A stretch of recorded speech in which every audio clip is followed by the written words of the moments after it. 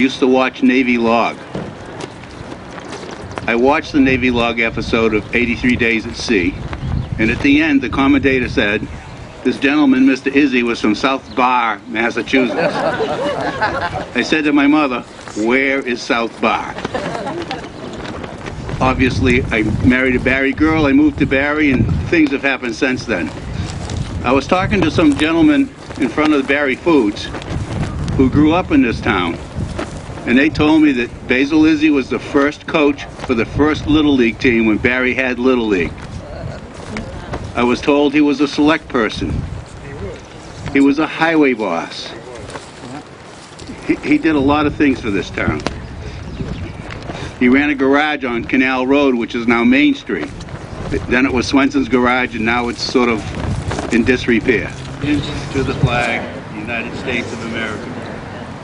To the Republic. I never had the pleasure of knowing your brother, and what I know about him are things that Senator Brewer has told me. I know that Steve's going to speak on that in a little bit as well.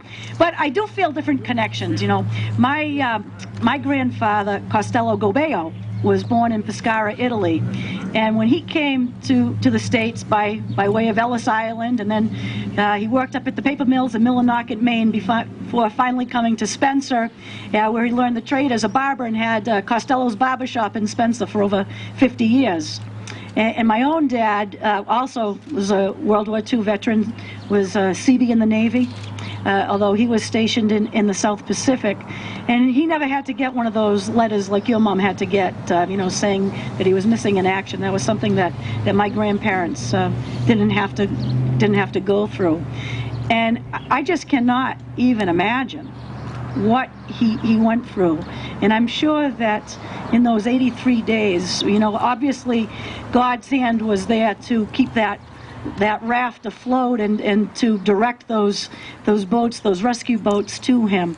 But I have to believe that what truly sustained him through that time was knowing that he had a community that cared about him, that he knew that he had a mother, he knew that he had family, that was holding out hope for him. Ready, aim, fire, aim, fire, aim, fire, fire.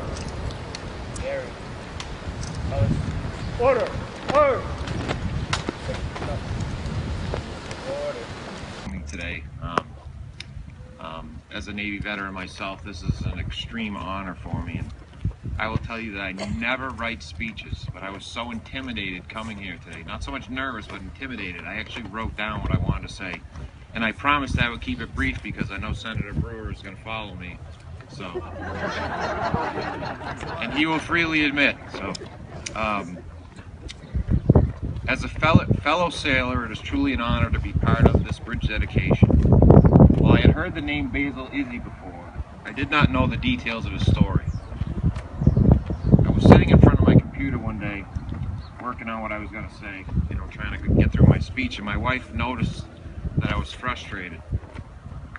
And she questioned why I was actually writing a speech, because I never do. I just, you know, you just come up and you talk and you say what you want to say. And I told her that, she said it should be easy for me since I was in the Navy, like Basil, and I told her that was the problem I was having, that Basil and I weren't in the same Navy. Good morning, South Barre. Good to see you all here in the shadows of the old Barre Wool Combing Company. Although Basil Izzi left from Charles G. Allen's Foundry, which was my alma mater, as a matter of fact, for many, many years as well. I look upon this audience of people that I know, and I see oftentimes the children and the grandchildren of people who built South Barre, of people who built the United States of America, and of people whose faces used to be in the American Legion Hall. And I will be politically incorrect by saying, I want to see those pictures back in that American Legion. The faces of our young men and women who left Barre to go off to war. If at all possible, I would love to see that. As a senator and as a representative and as a politician for almost 40 years, I've been in a lot of American Legion posts, a lot of AMVETS posts, a lot of VFW posts. And I was always so impressed to see those 17 and 18-year-old sons of South Barre and Barre. Many of them left to go to the Navy. I often was impressed with that, because oftentimes it was the buddy plan, I think, to a degree, and it caught on, as a matter of fact.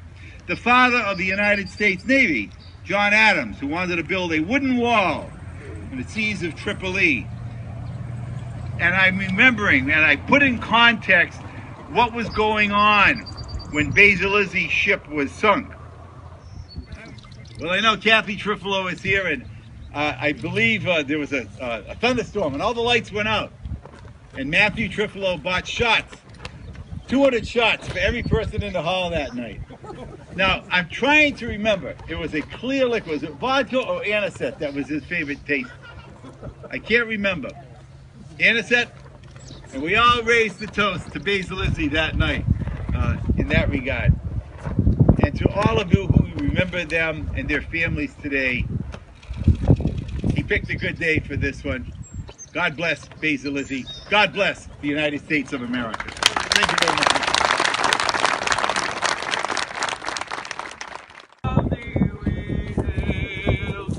As the twilight's last gleam, whose broad stripes and bright stars through the perilous fight for the ramparts we watch, for so gallantly stream,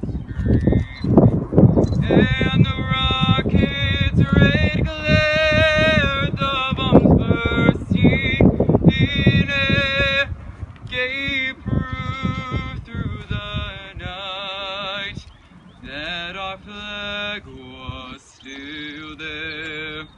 Oh, say does that star-spangled banner yet wave o'er the land of the free and the home of the brave?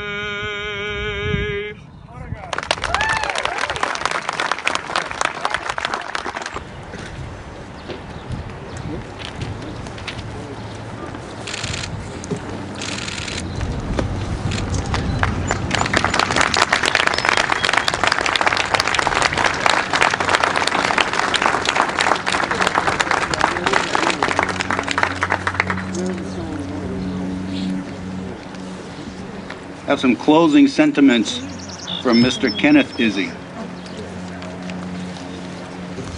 As you can imagine, a great honor and a grand day for the family. I feel like I've got a lot of hard acts to follow. After all that eloquence, I'll try to do my best. Thank you, Commander Fulham. Thank you, Father Callahan. Thank you for bringing all of this about.